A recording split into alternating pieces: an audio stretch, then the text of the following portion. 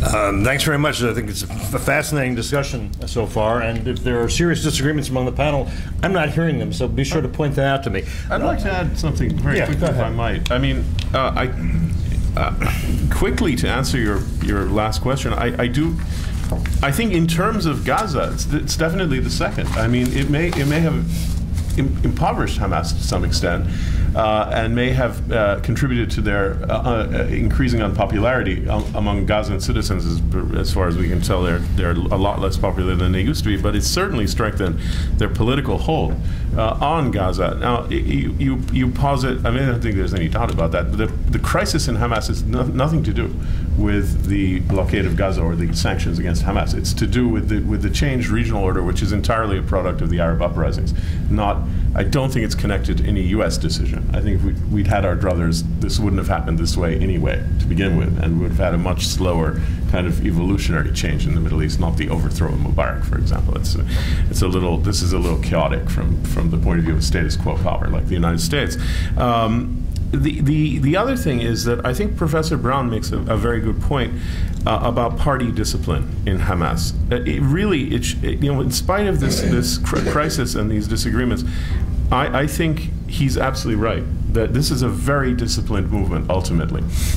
And so when you look to the mid-level cadres, and you describe them perfectly, there's going to have to be a generational shift before they become decisive leaders. Now, the question is, what kind of decisions do the leadership of the Qassam brigades, their direct commanders in the paramilitary wing of Hamas, where do they fall in this? We don't know yet, but Ahmad Jabari and Marwan Isa, who are the leaders of the Qassam brigades, have generally speaking deferred to Mishal. When Mishal was talking about, and to the Politburo as an authority, and Mishal in particular, when Mishal was threatening to step down, apparently he's changed his mind about this, sort of Abbas-like, don't make me do it kind of thing.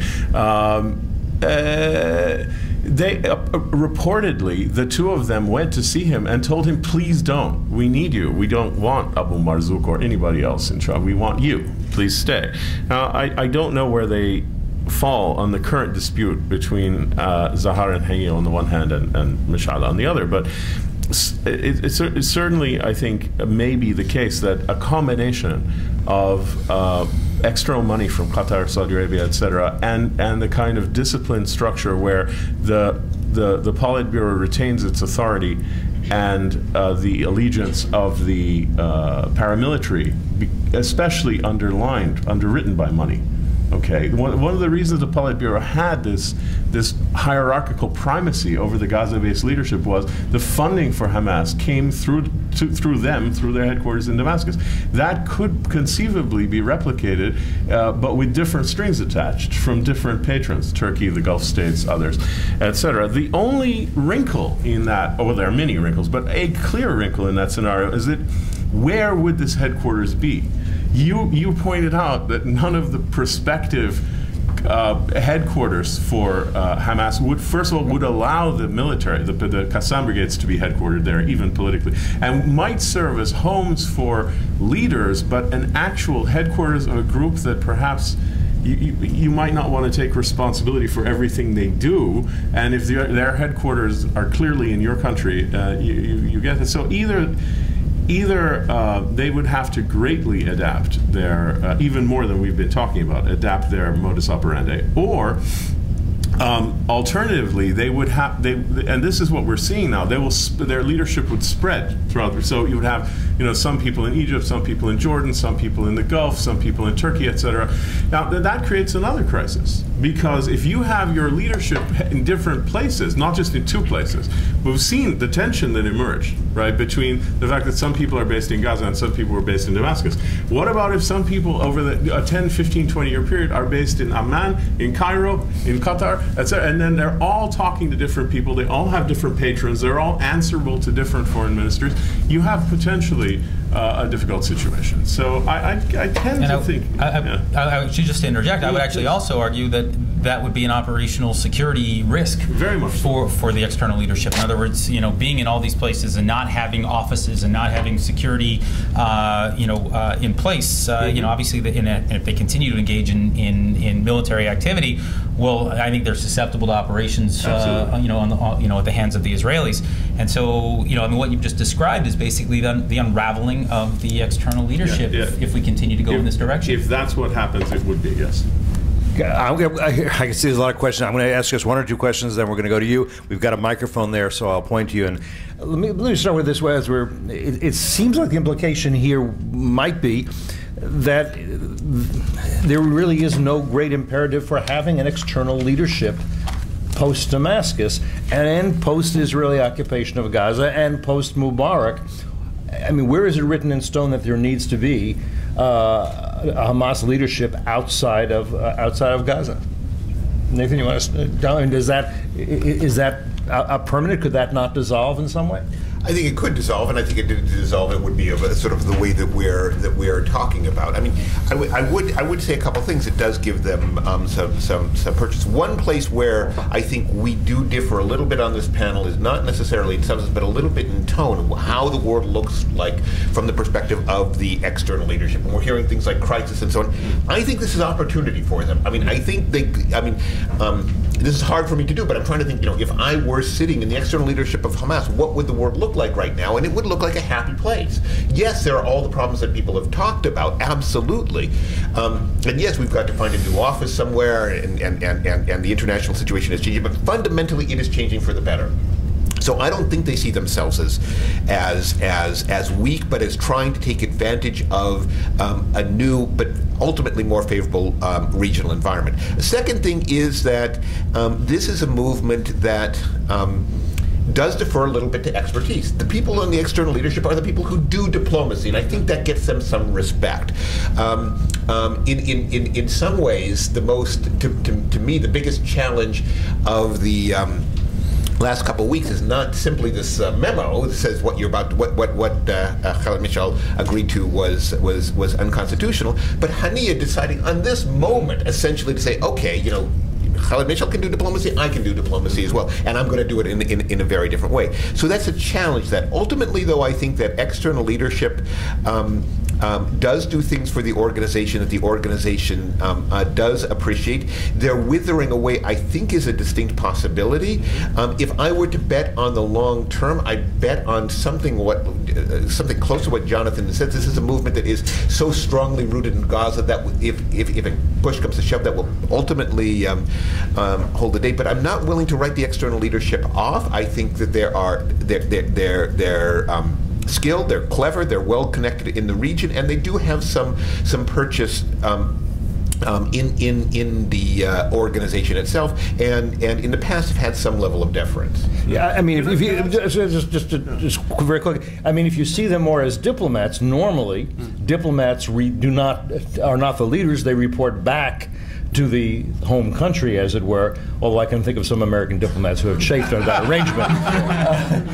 I mean, should that be how they see themselves? Isn't it? It's not that they are diplomats and that they're implementing somebody else's policy. This is a political bureau, which is not exclusively in Damascus, right? It drew from all over, but that was where its anchor was. No, these are, I guess, might see themselves more as the executive branch of the organization, and of course there are people over there who do things like pick up the trash and that sort of thing. But the people who really set policy for the organization, right, and therefore are strutting on the world stage is us. And there are two reasons for that.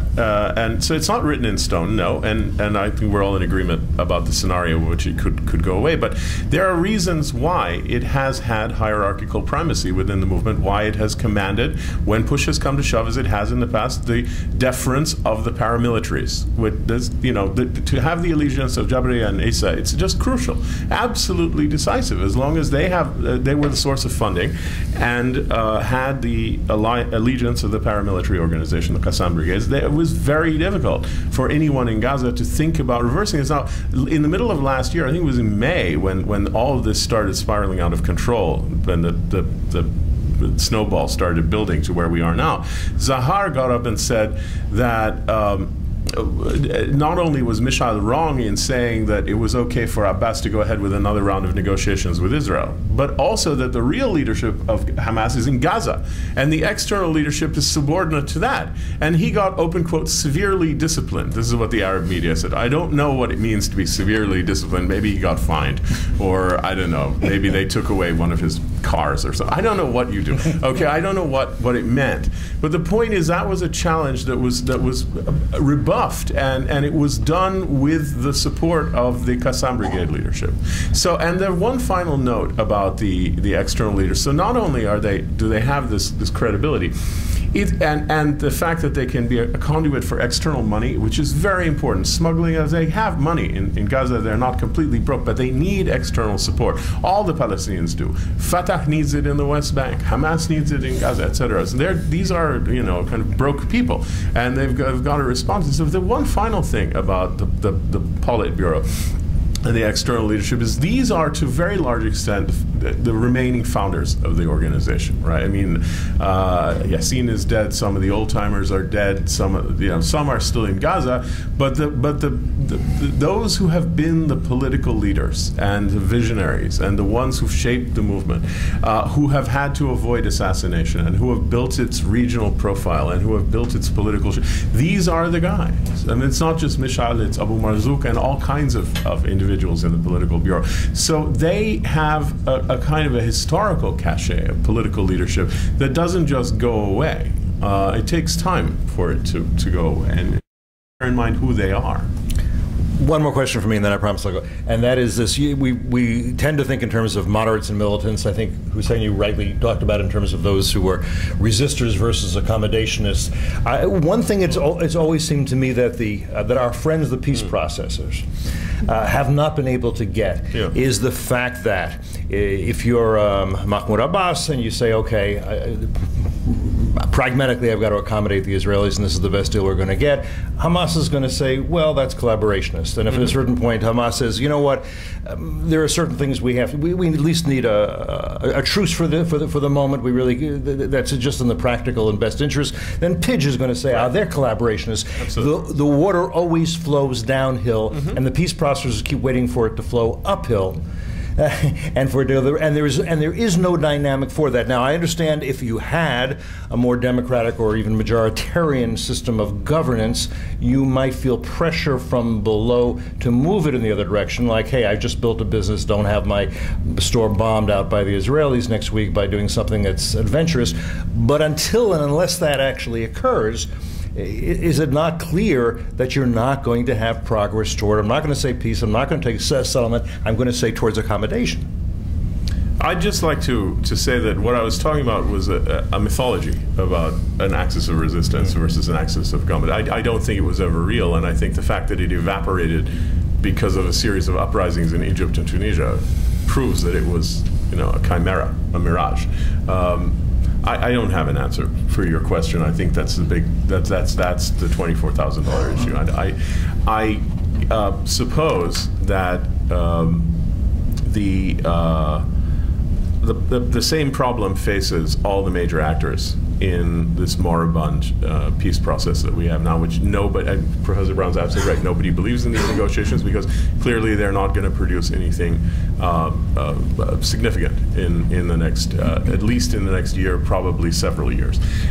So the problem on all sides, and not so much Hamas, but the Palestinian mainstream national leadership in the United States and Israel, etc., is that there is a huge gap between stated policy of wanting a two-state solution and politics, which drives the political leaders to take decisions that undermine that and have undermined it to the point where it's almost impossible to imagine that happening. That doesn't mean there aren't things that can be done on the ground. I think, look, Fayyad, whatever people have agreed to agree on, Fayyad is still the prime minister in Ramallah. Okay, aid has been cut, there's a financial crisis, etc., but the man who has done the institution building is still there. There is still the prospect for positive unilateral actions short of any kind of breakthrough on final status issues or anything like that, if you had responsible leaders on both sides, and if money continued to flow to people in power who were interested in doing real things on the ground to make things better in the medium term, and to create the constituencies to reconcile policy and politics. The best I can do. A couple of quick thoughts just to add to that. First of all, I think that actually the major casualty out of everything that we've been seeing with the unity government and sort of Hamas's moves, et cetera, has been Fayyad. I mean, I've written a piece for Foreign Policy saying that I believe that Fayyadism is dead, or if it's not dead, it's definitely on its last leg. And I think that certainly a unity government would force him out. And I think he's been actually sitting there waiting for the hammer to drop. But it's been almost a year. It has been almost a year, but you have these. Well, nobody knows, and I'm not sure that even this unity deal will go through. I've actually long argued that, as I like to say, the two sides can't agree on the color of hummus. How could they actually come together and sign something? But in terms of your question, Cliff, what we've seen is that anytime you have an organization that moderates, you have another one that quickly fills the void. In terms of that, resistance role. It happened with the PLO in the late 1980s. As soon as they sort of, assumed the role of government and responsible party, well, then you had Hamas to fill it. And I think right now you're looking at PIDGE probably waiting in the wings. They don't have the numbers, but they certainly, I think, have the ability to create problems. One other quick thought, just to respond to your earlier question about the external leadership. What I actually find interesting right now is everybody knows the Qassam Brigades is sort of is the long arm of the Politburo, and if you actually look at their website right now, I don't know if either of you have had a chance to take a look around, but they're not exactly in lockstep with the external leadership. So what you're actually showing, what you're seeing right now is even some you're seeing some erosion from within the external leadership right now, and that obviously raises some important questions about the longevity of that relationship between the sort of core group on the ground that are able to carry out operations and those who fund them, who've traditionally been in Damascus and are now spread out everywhere. Yeah. And so, I don't know whether an external leadership is. I would, if you continue to see an erosion of this, then the external leadership becomes even less useful over time. That's only if that trend continues to go in that direction. You're right about the Qassam website, but it's not. It's a parallel argument to the one that they're having with the political leaders in Gaza. It's about tactics, right? But they're not happy with some of the tactical comments. But that actually goes right into Nathan's comment about discipline, right? If you're having those challenges from within, I think that's significant to know. Let's open it up, and I'd ask you just to identify yourselves as you do, and make questions to a lot of people who want to ask questions. So. My name is Abdel Ilah Mualla. I'm from Jordan National Movement. I want to just say thank you very much for the uprising Arab revolutions. If we not see Arab revolutions... Are you thanking Hussein for that? I don't think he was solely responsible. If we not say Arab revolution, we not talk about is Hamas changed.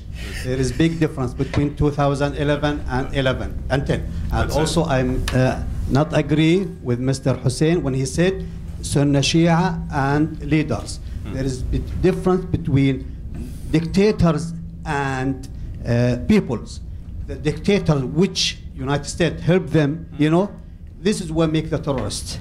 When the dictator is gone, people, they need democracy, they need hungry. There is a bit difference between poverty and hungry. Yes. We see in Tunisia, Egypt, people are hungry. Yes, they don't care about Hamas. They need food. Yesterday, in the front of Prime Minister of Jordan, there is 15,000 protests. All of them teachers. Now the school closed 2 weeks. You know what they need? They need salary. They need increase because their money. Can I ask you to get to your question, though? Because we've got a lot of people waiting. Yeah, I know. But this is why the question about if we help democracy, if we get off dictators, there is peace. There is no more Hamas.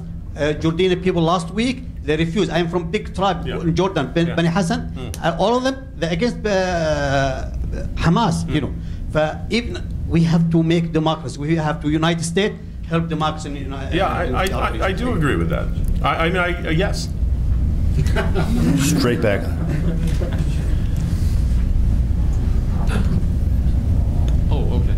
Hillel Franken of the Hudson Institute, and thanks very much to FTD for this presentation.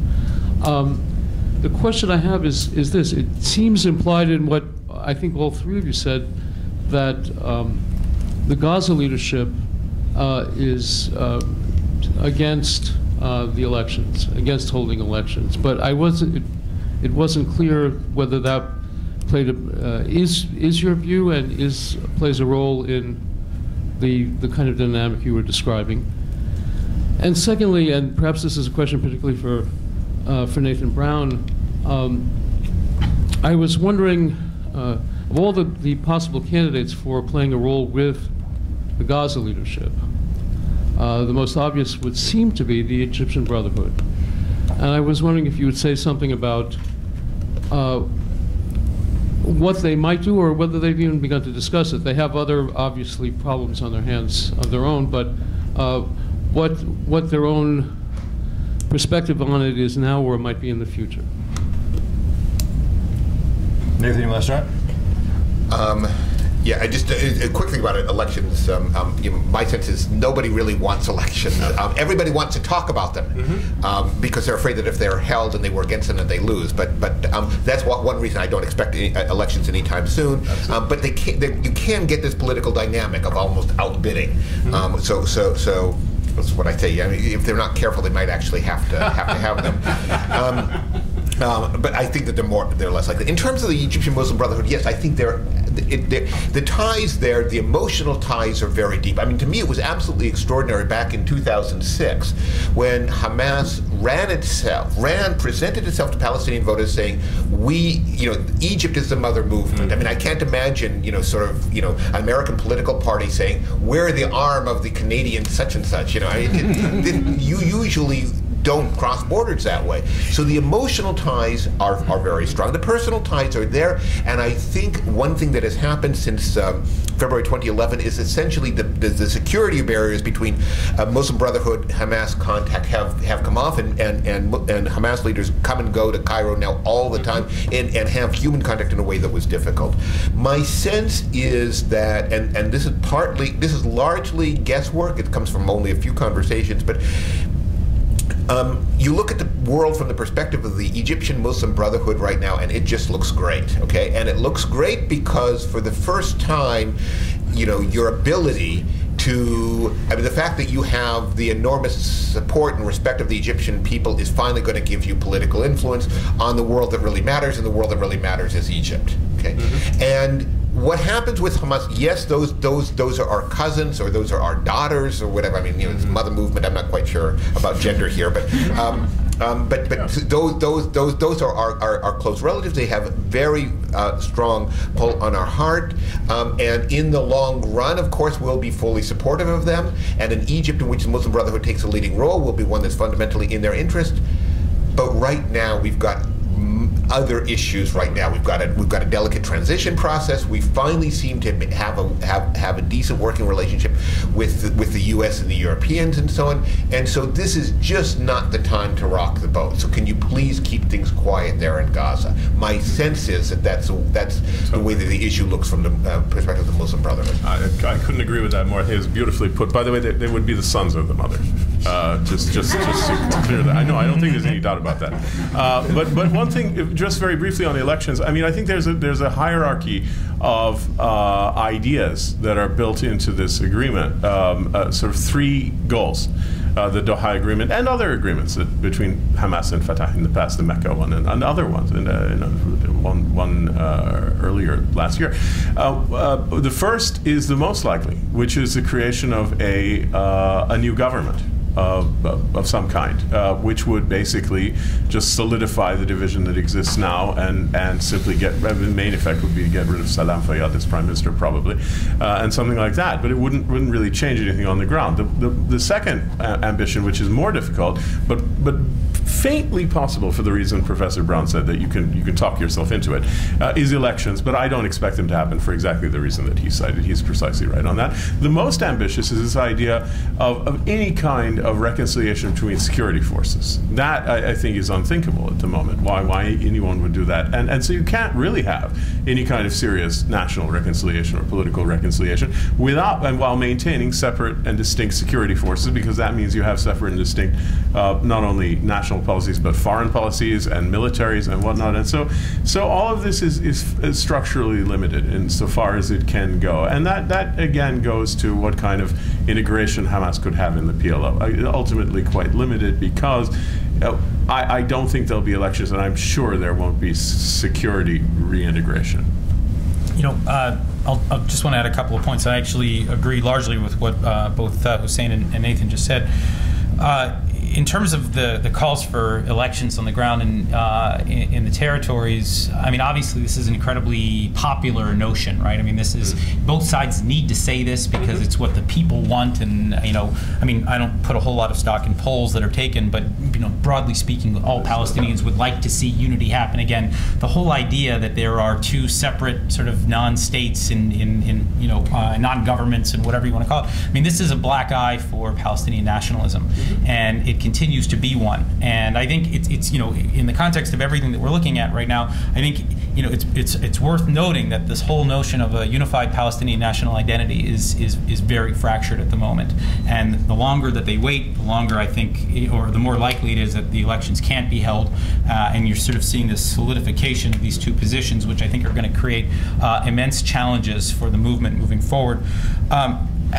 On the question of the Egyptian Muslim Brotherhood's role, I mean, I agree with Nathan, but I actually would just take it probably a step further, and that is that I think, personally speaking, after talking with a number of people who've just recently spent some time in Egypt, I'm not sure that the Brotherhood is as powerful right now as one might suggest.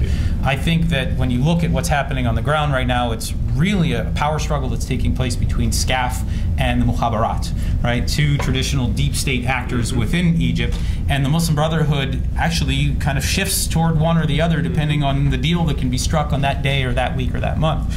And so, you know, I don't know if Hamas or anyone else is going to be looking toward the Muslim Brotherhood as sort of the mothership for quite some time, because I just don't know how much they're going to be able to deliver. Yeah, that's why I've called it a wish fulfillment, a fantasy wish fulfillment. You know, I actually concluded my last column by saying those, you know, Hamas leaders who were expecting the Arab Spring to turn into an Islamic awakening that fulfills their ideological fantasies are reading their coffee grounds and not the emerging strategic realities. And I think it's a fantasy at the moment. And it's the Muslim Brothers have won this big victory, and the Salafists, Islamists in general, have won this big victory in an Egyptian parliament that has absolutely no authority at all.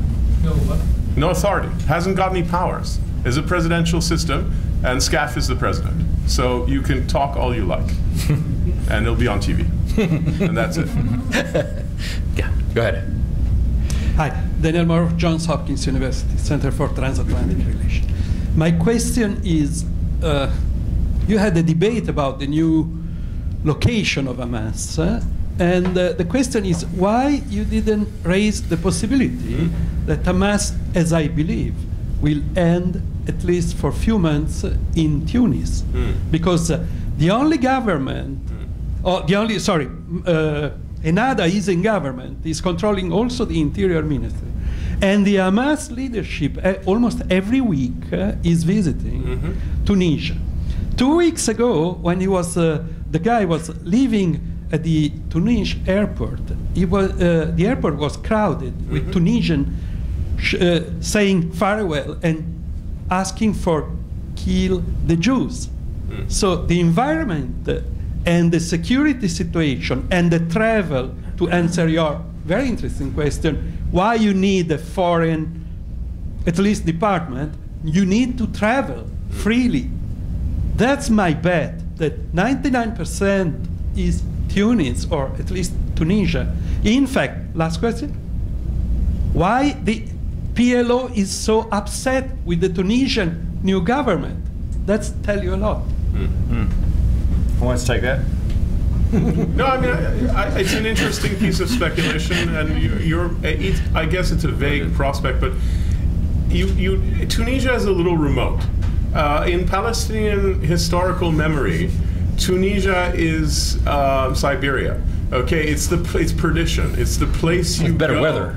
Sorry? With better weather. Yeah, better weather. That's a nice place, of course. But I mean, it is sort of purgatorio politically in the Palestinian consciousness. So that's at least one major reason. The other thing is, you take everything Ghannouchi says with a grain of salt. But when he was here in D.C., somebody or other asked him, what's your policy towards Israel? And he said, I have 2 million unemployed people in my small country. That I'm not interested in Israel. I totally buy that. I think that is probably reflective of Nahda's long-term sort of strategic vision for its relationship with the Palestine issue. Who cares? Let's solidify our power in this country. They only have, they got 30-something% of the votes and a low 40s% of seats, and the only huge advantage they have is the secularist parties are 21. So they had the majority, but splintered. So I don't know about Tunisia, and they don't have money to offer. That's for sure. 1, 2, and then we'll go there. Yeah. No, right there, just behind you. No, right there. Yeah.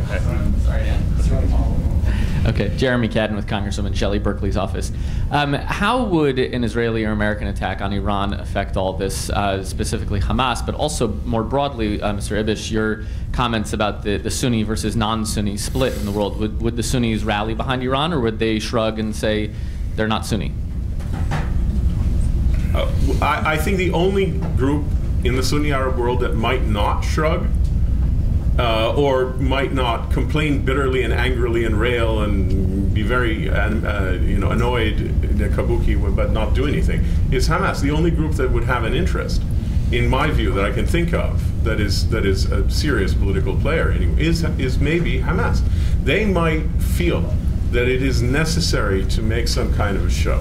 That it's an opportunity that can't be avoided because of internal Palestinian political dynamics. They might feel that, but I tend to think no, and I tend to think that it would be largely Shiite response in practical terms that emanated from the Arab world. And I think from my perspective at the moment, the sectarian split is such that you could expect lots of words and almost no actions, if any at all, from any major Sunni Arab actors in the Middle East under such circumstances.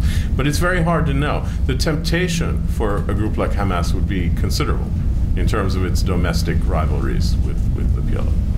I think you can only guess on these sorts of things, but I would just probably also add that a lot of it would have to do with the success of the operation. Of course.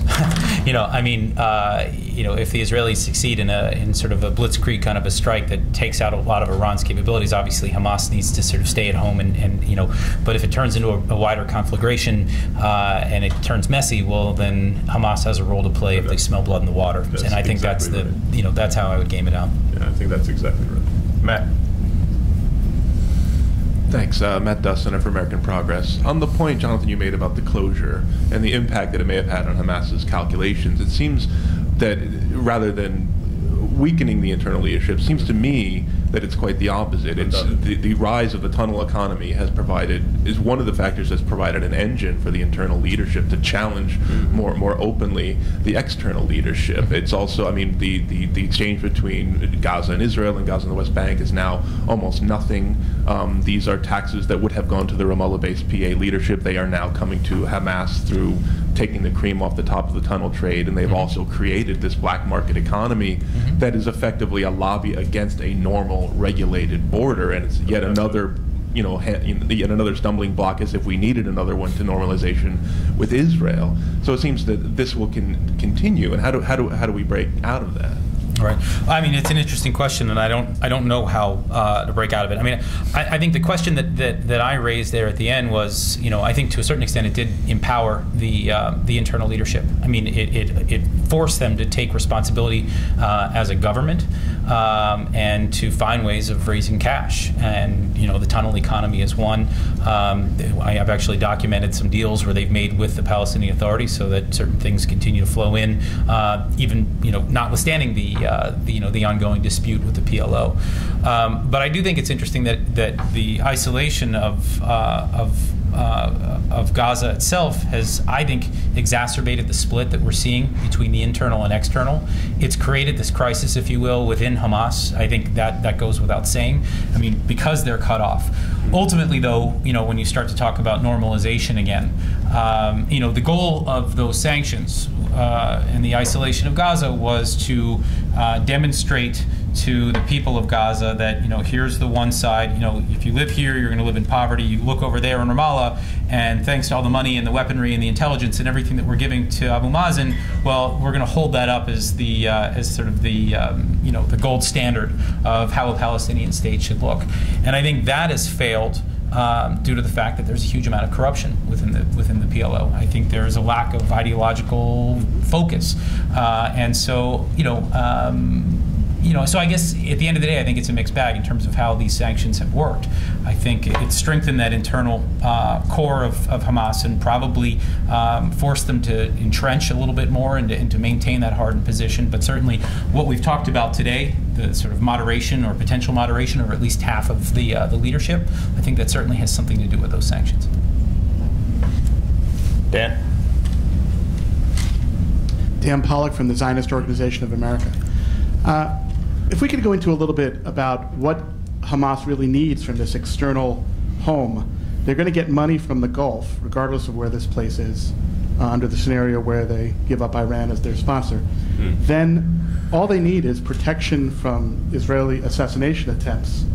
And I'm asking, not stating, but it doesn't seem like it's such a profound, they don't need the same type of home they needed in Damascus, which was intrinsically linked to their money from Iran. And the other part of the question is, why doesn't the internal leadership feel the crisis in money just as much as the external leadership? The money ultimately comes to them, right? No. First of all,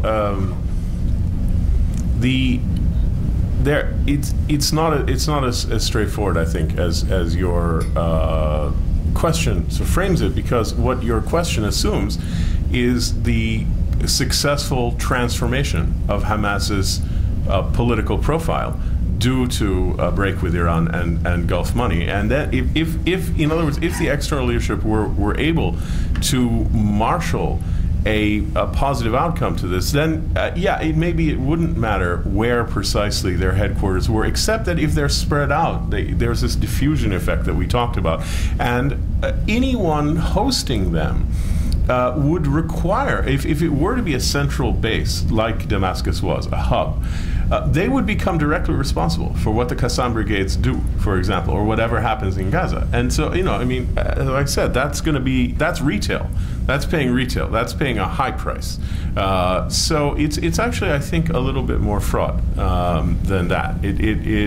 As long as there is a crisis within the leadership, as long as there is an effort to keep the cost to a minimum, the political change to a minimum, to accommodate the new realities, etc., it's going to be more complex than your question presumed. As far as the money goes, these are two different sources of funding. I think Matt just described some of the key sources of funding for Gaza and Hamas, the black market, the tunnels, etc. Can be independent of the external sources of funding that used to come mainly from Iran and Syria, and now may come from Turkey, Jordan, Qatar, Saudi Arabia, etc., and may require a change of some kind. This is a different sources of money for different wings of the organization, and it would be a very interesting effect on the organization if the bulk of its funding started coming from internal independent sources rather than from external sources. And that really would mean Jonathan's scenario plays out without any doubt. I mean, ultimately the external leadership would become irrelevant under such circumstances. And that's something actually the Arab states have to consider. Do they want that? Right. Do they want the Politburo to fade away? Or do they want to keep it as the dominant player? If they do, they better fund it, and generously, with strings.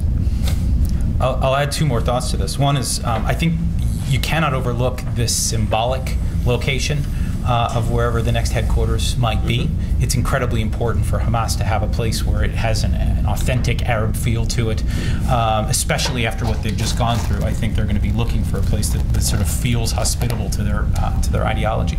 And I think that's why I think Tunisia is a potentially interesting thing to kick around.